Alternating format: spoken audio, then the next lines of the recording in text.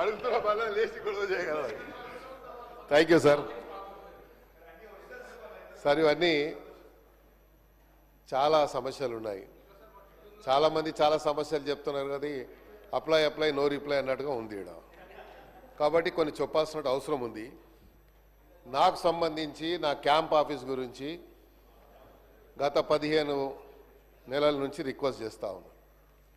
ఆశ్చర్యంగా ఏంటంటే మేము అడిగిన క్యాంప్ ఆఫీస్ గురించి రెవెన్యూ డిపార్ట్మెంట్ దగ్గర సమాచారం ఉండదు, జిహెచ్ఎంసీ దగ్గర సమాచారం ఉండదు.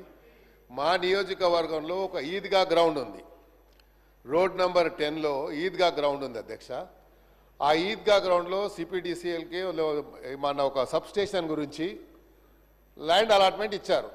అక్కడ ఇప్పుడు రంజాన్ నడుస్తుంది, ఈద్గా గ్రౌండ్ అది, దాని పక్కకు వేరే ప్రభుత్వ స్థలం ఉంది. ఆ స్థలంలో కొంచెం నాకు క్యాంప్ ఆఫీస్కు స్థలం ఇవ్వమంటే అది వాళ్ళు ఐడెంటిఫై చేయలేకపోయారు.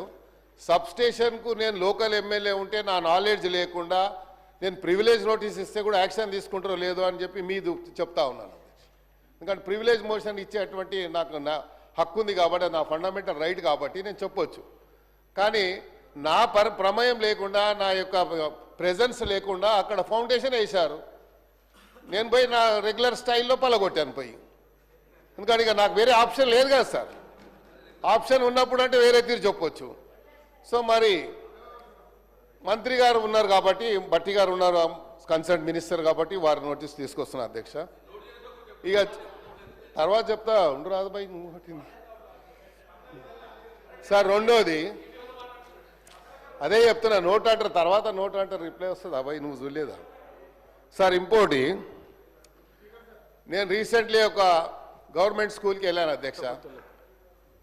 వాళ్ళు ఏదో ఫంక్షన్ పెట్టుకుంటే పోతే అక్కడ ఉన్నటువంటి హెడ్ మాస్టరు ప్రిన్సిపల్ వచ్చి నాకేం రిక్వెస్ట్ చేశారంటే, సార్ మాకు గుడ్లు మిడ్ డే మీల్లో వస్తుండే, ఇప్పుడు మొదలు ఇస్తుండ్రు సార్ అని చెప్పిండు.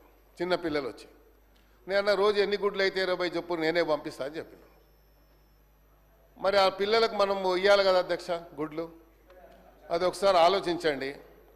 రెండోది, ఆ స్కూల్స్లలో ROR ప్లాంట్స్ పెట్టమని చెప్పి నేను నా బడ్జెట్ కూడా ఇచ్చాను. మరి ఇప్పటిదాకా బడ్జెట్ నా ఏదైతే రెగ్యులర్గా వచ్చే బడ్జెట్లో ఇచ్చాను. కానీ ఒక ROR, ఒకటేమో NBT నగర్లో రౌండ్ టేబుల్ స్కూల్ ఉంది సార్, చాలా పెద్దది, సుమారు 2000 మంది విద్యార్థులు చదువుతారు. జూబ్లీహిల్స్లో అలాగే ఉంది, ఆడ కూడా ROR ప్లాంట్ అడిగాను, అవ్వలేదు.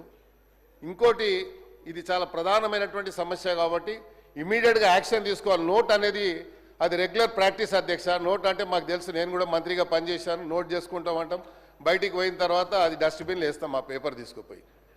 ఇది రెగ్యులర్ ప్రాక్టీస్ కాబట్టి నేను చేశాను కాబట్టి చెప్తున్నా అధ్యక్ష. నేను వాళ్ళని ఎవరిని బ్లేమ్ చేస్తలేను. ఇప్పుడు నాకు ఎవరు చెప్పాల్సిన అవసరం లేదు, నాకు తెలుసు ఏం మాట్లాడాలో.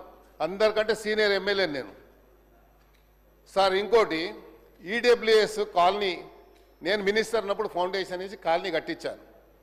ఆ ఈడబ్ల్యూఎస్ కాలనీలో ఒక వ్యక్తి వెంకటరెడ్డి అని 5-6 ఇండ్లు వాళ్ళకు కొంచెం డబ్బులు అప్పు కింద ఇచ్చి అన్ని ఇండ్లు లాక్కొని 6 ఫ్లోర్లు వేశారు. నేను complaint, zonal commissioner complaint with pictures, court ఆర్డర్తో సహా పంపించాను. ఈరోజు వచ్చే ముందు MRO గారికి, తహసీల్దార్ గారికి, అదేవిధంగా DC గారికి పంపించాను. యాక్షన్ తీసుకుంటలేరు. ఈడబ్ల్యూఎస్ కాలనీ అది, పర్మిషన్ ఎలా వచ్చింది? ఇక్కడ కిట్టుకు ఏంటంటే మా దగ్గర ఉన్న టౌన్ ప్లానింగ్ ACP చిన్న పేపర్స్ పెట్టుకున్నారు. మొన్న ముఖ్యమంత్రి గారు చెప్పారు వారి కన్సర్న్తో. అలాంటి వాళ్ళు ఏం చేస్తారు, వాడే సొంతగా స్క్రీన్ ప్రింటర్ దగ్గరకు పోయి పేపర్ తీసి ఇక్కడ ఇల్లీగల్గా కన్స్ట్రక్షన్ ఫోటో తీసి అది CCPకి ఒకటి ACPకి ఒకటి పంపిస్తాడు. దీని మీద యాక్షన్ తీసుకుంటారు. మళ్ళీ వాడు కాంప్రమైజ్ అయిపోయి బిల్డింగ్ కట్టేస్తాడు. ఇది నడుస్తుంది కాబట్టి దయచేసి మీ సీరియస్ మ్యాటర్స్ ఇవి కాబట్టి ప్రభుత్వం తీసుకురావాలని బాధ్యత ఉంది కాబట్టి చెప్తా ఉన్నాను. మీరు అదే నోట్ చేసుకుంటారు, రెగ్యులర్గా చెప్తారు కాబట్టి అది మీ ఇష్టం, నేనేం దాన్ని చెప్పలేను. కాబట్టి ఇలాంటి ఎవరైతే సోషల్ మీడియాని మిస్యూజ్ చేసుకొని ఇలాగా అందరినీ బ్లాక్మెయిల్ చేస్తూ ఉన్నారు, ఇది చాలా హైదరాబాద్ సిటీలో చాలా పెద్ద ఎత్తున నడుస్తుంది. బిల్డర్స్ని చేస్తున్నారు, అట్ ద సేమ్ టైం డిపార్ట్మెంట్లో ఉన్నటువంటి GHMC అధికారులు అయితే వణికిపోతారు వాళ్ళతో. ఎమ్మెల్యే ఫోన్ చేసినా, మినిస్టర్ ఫోన్ చేసినా భయపడడు. కానీ ఆ సోషల్ మీడియా వాడు ఒక ఫోన్ చేస్తే మాత్రం సార్ సార్ నేను యాక్షన్ తీసుకుంటా అంటాడు, ఇద్దరు కూర్చొని లావాదేవీ జరిగిపోతుంది. సో ఇవన్నీ జరుగుతున్నాయి కాబట్టి క్యాంప్ ఆఫీస్ విషయంలో సీరియస్గా తీసుకోండి. తర్వాత ఈ ఈడబ్ల్యూఎస్ కాలనీ ఏదైతే ఇల్లీగల్గా కట్టాడో అది ఇమ్మీడియట్గా డెమాలిష్ చేయాలి. ఎందుకంటే పబ్లిక్ అంతా వచ్చి నా మీద పడతా ఉన్నారు. క్యాంప్ ఆఫీస్ లేకుండా నేను హైదరాబాద్ సిటీలో ఉంటా కాబట్టి వందల మందితో డైలీ ఇంటరాక్షన్ ఉంటుంది అధ్యక్ష. వాళ్ళని కూర్చోబెట్టుకోవడానికి కూడా మనకు ఇబ్బంది అవుతుంది. కాబట్టి నా క్యాంప్ ఆఫీస్ గురించి కూడా దయచేసి మరి నోట్ చేసుకుంటారని చెప్తారు. కాబట్టి మీరు ఒక డైరెక్షన్ ఇవ్వండి. Thank you. గౌరవ మంత్రి గారు. అధ్యక్ష, సభా నియమావళి ప్రకారం 0 అవర్ ఏ ప్రభుత్వంలో